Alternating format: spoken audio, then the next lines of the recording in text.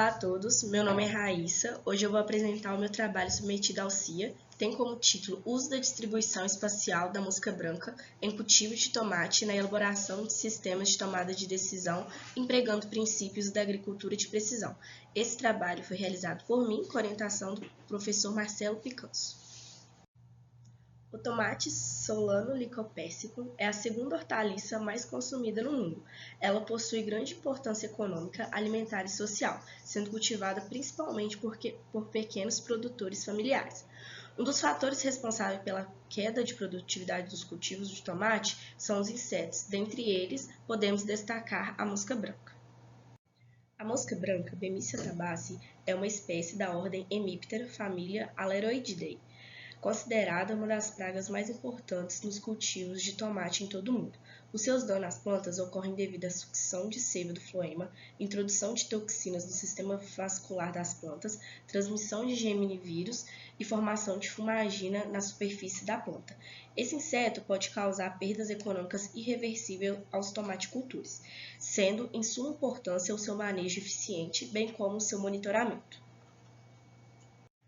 Os sistemas de tomada de decisão é o principal componente dos programas de manejo integrado de pragas. Ele determina a necessidade de controle ou não da espécie praga. Atualmente, os sistemas de tomada de decisão podem se valer de princípios de agricultura de precisão. Assim, os talhões de cultivo são divididos em duas zonas de manejo. Na primeira delas, a densidade da praga é menor do que a de controle, e nela não é recomendado o controle desse organismo. Já na segunda, a densidade da praga é igual ou maior que o nível de controle, e nela é recomendado o controle desse organismo. Para que essas duas zonas sejam estabelecidas, é necessário a determinação da distribuição espacial da população da praga nos talhões de cultivo.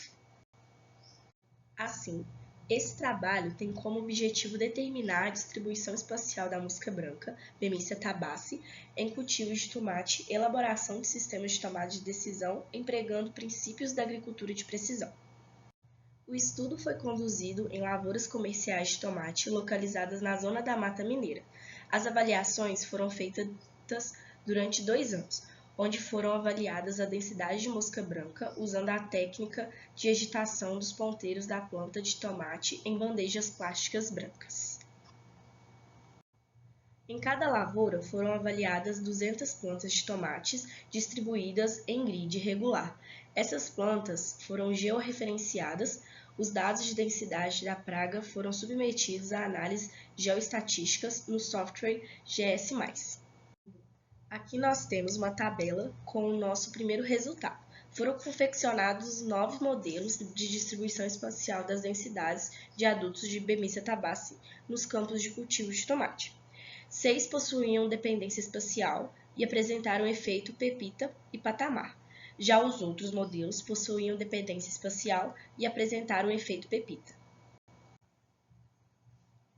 Dos 6 modelos com dependência espacial, um deles apresentou fraca dependência espacial, com este parâmetro. 3 deles apresentaram média dependência espacial, apresentando este parâmetro. E 2 deles apresentaram alta dependência espacial, apresentando este parâmetro.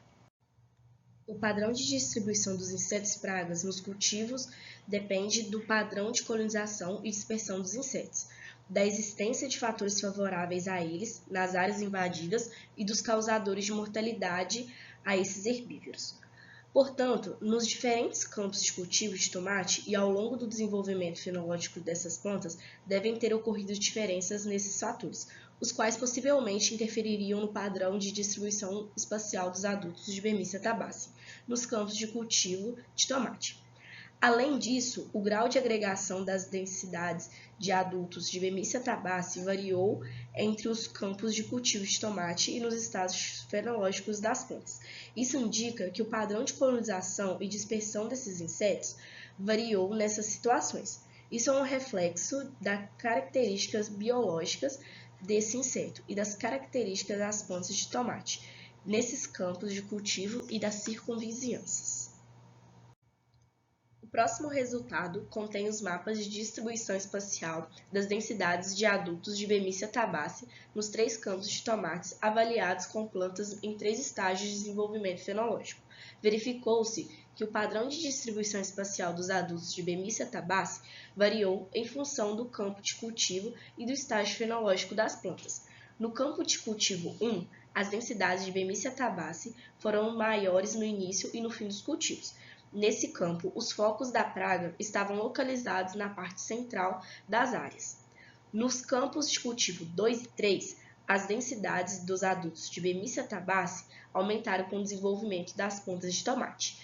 Nesses campos, os focos da praga iniciaram nas bordaduras das áreas em direção à parte central das áreas.